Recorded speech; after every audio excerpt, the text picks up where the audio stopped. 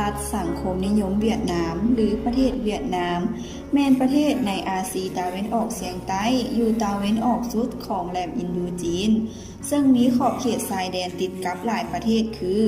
ทิศเหนือติดกับจีน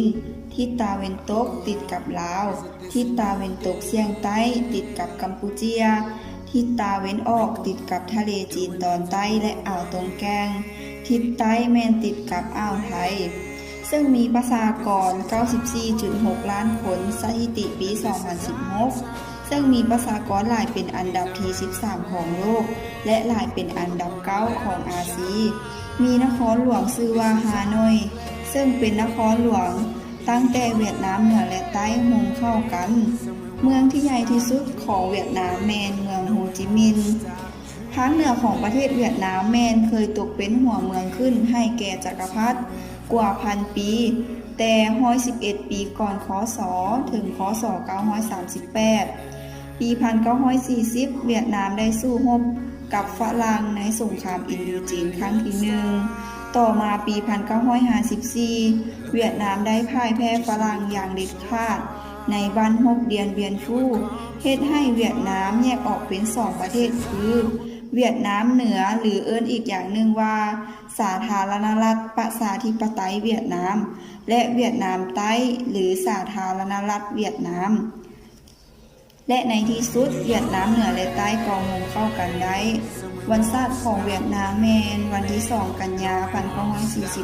1945และภายหลังเวียดนามโฮงประเทศใดโดยอยู่ภายใต้การนำพาของรัฐบาลคอมมิวนิสต์เวียดนามปี1986พรรคคอมมิวนิสต์เวียดนามก็ได้เริ่มซ่อมแปลงเศรษฐกิจการเมืองเฮ็ดให้เวียดนามเริ่มเข้าร่วมเศรษฐกิจกับโลกได้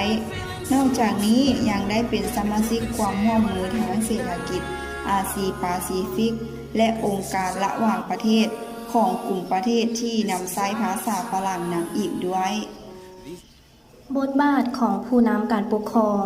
เวียดนามแม่นปกครองด้วยระบอบสังคมนิยมมีพรรคการเมืองเดียวและมีอำนาจสูงสุดภาษาทางการคือภาษาเวียดนามผู้นำคนปัจจุบันของเวียดนามแม่นท่านเหงียนชวนฟุกระบบกฎหมายของเวียดนามใช้กฎหมายที่มีรากฐานจากกฎหมายแนวความคิดสังคมนิยมและระบบกฎหมายประมวลกฎหมายของฝรั่งและปรับประยุกต์ใช้กฎหมายสากลส่วนระบบศาลยุติธรรมของเวียดนามได้แบ่งศาลของเวียดนามออกเป็น3ระดับซึ่งได้แก่ 1. ศาลท้องถิ่นระดับเมือง 2. ศาลท้องถิ่นระดับแขวง 3. ศาลประชาชนสูงสุดบทบาทของผู้นำด้านจิตวิญญาณคนเวียดนามส่วนหลายแม่นเป็นคนที่ขยันลุกมันมีความอดทนมีความว่องไวในการเฮ็ดเวียกต่างๆบ่ว่าจะเป็นเวียกหนักเบาง่ายหรือยากก็จะเฮ็ดให้แล้วและละเอียดเพราะว่าบรรพบุรุษของเขาเจ้าได้ถ่ายทอดได้สั่งสอนว่าให้มีความมุ่งมั่นอดทนมาตั้งแต่รุ่นสู่รุ่นและคนเวียดนามนี้ส่วนหลายแม่นค่อนข้างประหยัดในด้านใช้จ่ายเพราะมันเป็นความคุ้นเคยของเขาเจ้าบทบาทผู้นำด้านปัญญาซึ่งได้แสดงออกคือชาวเวียดนามได้มีบรรพบุรุษที่มีความรู้ความสามารถในการแก้ไขปัญหาต่างๆมีความคิดฉลาดตักแหลมสามารถถอนหัวประเทศจากการปกครองของประเทศอื่นได้ซึ่งก็คือท่านโฮจิมินห์คนเวียดนามได้นำเอาแบบแผนความคิดอันฉลาดซ่องไส้เป็นแบบแผนในการดำรงชีวิตและพัฒนาประเทศชาติให้มีความเจริญรุ่งเรืองฉะนั้นแล้วจึงเฮ็ดให้คนเวียดนามเป็นคนที่ฉลาดหัวไวคิดไวทำไวเรียนรู้ไวย้อนสังคมและการปลูกจิตสำนึกเฮ็ดให้มีความมุ่งมั่นในการเฮ็ดเวียกบทบาทศาสนาปรัชญาและความเชื่อชาวเวียดนามส่วนใหญ่บ่นับถือศาสนาแต่นับถือลัทธิต่างๆถึง 73.2% นอกจากนั้นมีการนับถือศาสนาพุทธ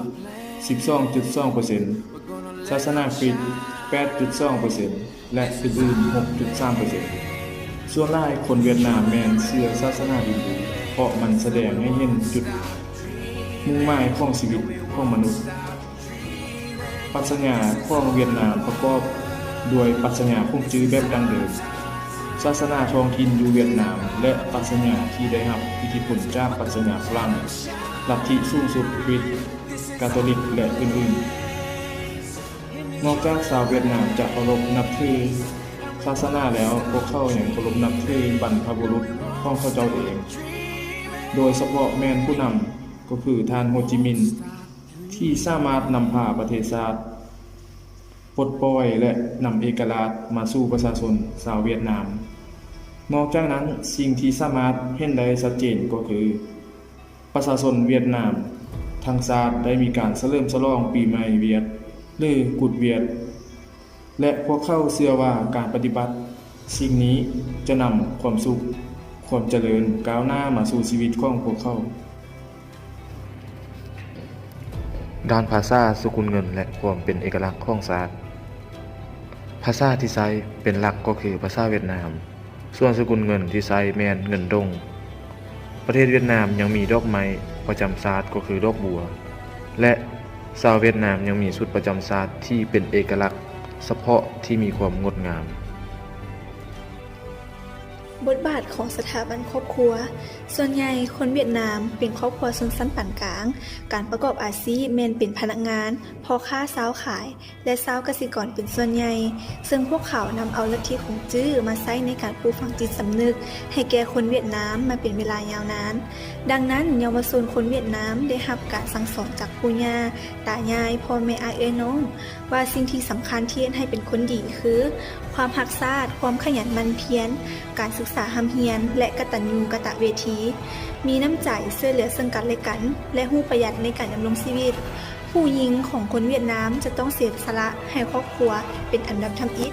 มันเป็นสิ่งที่ปลูกฝังในความคิดของผู้หญิงเวียดนามมาตั้งแต่เป็นหนุ่มสาวซึ่งพวกเขาได้ปฏิบัติกันมาหุ้นสู่หุ้นบทบาทสถาบันการศึกษาของเวียดนามได้นำรูปแบบจากระบบการศึกษามาจากสหภาพโซเวียตมาใช้โดยภาพรวมการศึกษาของเวียดนามยังได้รับอิทธิพลจากจีนและฝรั่งเนื่องจากเคยตกอยู่ภายใต้อาณานิคมของสองประเทศดังกล่าวโดยเฉพาะอิทธิพลในเรื่องการใช้ตัวหนังสือหรืออักษรที่ใช้ในการเรียนบทบาทของรัฐบาลมีหน้าที่ในการบริหารงานในระดับประเทศเพื่อให้เกิดประโยชน์ต่อประชาชนส่วนใหญ่และพัฒนาประเทศชาติให้เจริญก้าวหน้าเช่นว่า 1. รัฐเป็นเครื่องมือต้นตอเพื่อรับประกันการนำหน้าของพรรคต่อสังคมและรับประกันสิทธิเป็นเจ้าของประชาชน 2. รัฐหันนโยบายของพรรคให้เป็นแผนการโครงการอันละเอียดทั้งจัดตั้งการปฏิบัติทั้งกวดกาประเมินผลและบูรณาแนวทางนโยบายของพรรค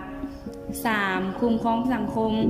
ด้วยรัฐธรรมนูญกฎหมายแผนการนโยบายและด้วยกงจักรรัฐขั้นต่างๆ 4. แบบวิธีการเคลื่อนไหวต้นตอแม่นใช้วิธีการบริหารการศึกษาอบรมวิธีทางเศรษฐกิจและการกวดกาบทบาทของสื่อมวลชนตั้งแต่สงครามโลกครั้งที่2โทรภาพค่อยๆมีความลึงเคยกับประชาชนในปี 1950 มีเฮือนอเมริกาเพียงแต่ 9% เท่านั้นที่เป็นเจ้าของโทรภาพอยู่ในประเทศเวียดนามในช่วงสงครามแต่ตัวเลขนี้ได้เพิ่มขึ้นอย่างไววาถึง 93% ในปี 1966 เคียงคู่กับการเพิ่มขึ้นของโทรภาพเทคโนโลยีบันทึกใหม่เส้นวิดีโอและเครื่องบันทึกก็เกิดขึ้นอย่างหลวงหลายปัจจุบันสื่อมวลชนแม้นมีบทบาทสำคัญอย่างหลวงหลายต่อการกระจายข่าวต่างๆทั้งข่าวของภาครัฐเอกชนข่าวมวลชนประจำวันทั่วไปซึ่งเป็นสิ่งที่มีบทบาทต่อการกระจายข่าวแม่นบทบาทจากเทคโนโลยีที่ทันสมัยเป็นต้นแม่นสื่อสังคมออนไลน์และการกระจายข่าวทั่วไปโดยท่านโทรภาพหรือวิทยุการเผยแพร่ทางนี้เฮ็ดให้ประชาชนชาวโลกและชาวเวียดนามบ่ว่าจะอยู่นอกหรือในประเทศ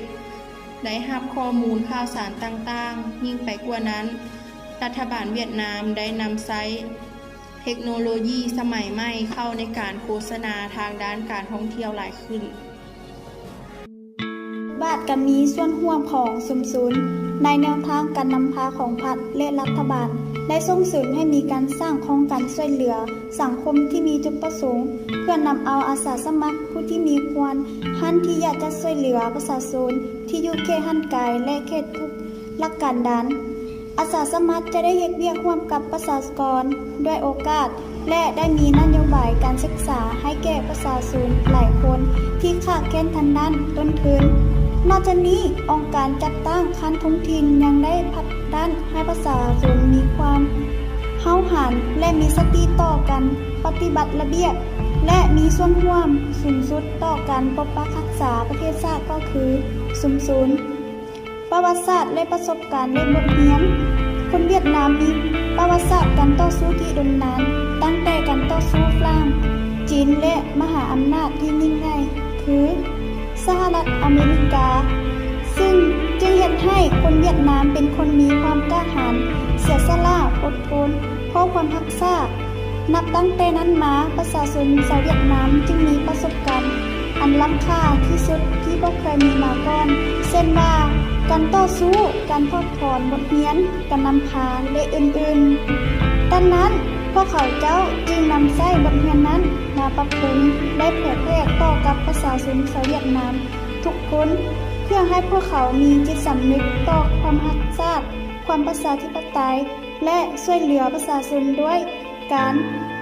ท่านโฮจิมินห์เป็นตัวแบบที่สำคัญในการทอดถอนบทเรียนโดยเห็นจากเพิ่นได้นำใช้บทเรียนจากทฤษฎีลัทธิมาเลนินมาหมุนใช้ต่อกับประเทศของตน สำหรับภาคสุดท้ายแม่นสภาพภูมิศาสตร์ของประเทศเวียดนามเป็นประเทศที่ยาวเหยียดตามเส้นแหวงมีเนื้อที่ทั้งหมด 331,210 กิโลเมตรความยาวตั้งแต่เหนือฮอดใต้ 4,639 กิโลเมตรประเทศเวียดนามเป็นประเทศที่มีเขตทงเถียงเขตเนินภูและเขตภูสูงที่มีป่าไม้อย่างตึกหนามีเนื้อที่ดินบ่เกิน 3% ของพื้นที่ทั้งหมดทางภาคตะวันตกของประเทศเวียดนามติดกับสปป.ลาวและประเทศกัมพูเชียที่ปกคลุมไปด้วยเนินภูและป่าไม้ซึ่งส่วนใหญ่ประชาชนจะอาศัยอยู่เขตตามสายฝั่งทะเลแต่เหนือฮอดใต้ซึ่งสะดวกสบายในการดำรงชีวิตส่วนสภาพอากาศของประเทศเวียดนามแม้นเขตร้อนในเขตภาคใต้และมรสุมในเขตภาคเหนือประเทศเวียดนามมี2ฤดูกาลคือฤดูร้อนและฤดูฝนซึ่งฤดูฝนเริ่มตั้งแต่เดือนพฤษภาคมหาเดือนกันยาและฤดูแล้งเริ่มแต่เดือนตุลาหาเดือนเมษาปริมาณน้ำฝนเฉลี่ยอยู่ที่ 1,200 หา 3,000 มิลลิเมตรเดือนธันวาหาเดือนมังกรเป็นเดือนที่มีอากาศหนาวเย็นที่สุดในตอนเช้าและร้อนในตอนสวยเดือนที่ร้อนที่สุดแม่นเดือนเมษาซึ่งอุณหภูมิเฉลี่ยปกติแม่น21 องศาหา 18 องศาเวียดนามเป็นประเทศที่มีอากาศเปลี่ยนแปลงได้ง่ายดายอันเนื่องมาจากที่ตั้งของประเทศที่อยู่ใกล้ทะเลถึงอย่างใดก็ตามสภาพอากาศของประเทศเวียดนามก็คล้ายคือกับสปป.ลาว